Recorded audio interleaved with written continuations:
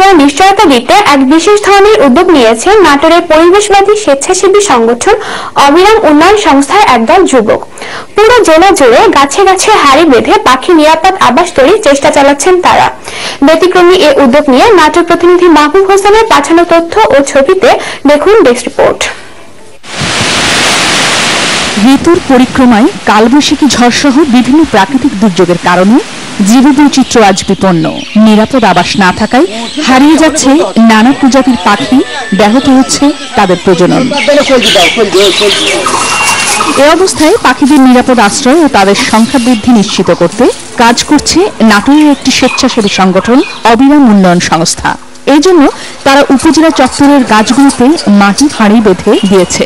কিভাবে পাখির বংশবৃদ্ধি বাড়ানো যায় সে লক্ষ্যে আমাদের সংগঠনের পক্ষ থেকে গাছে গাছে আমরা এক ধরনের হাঁড়ি বেঁধে দিয়েছি।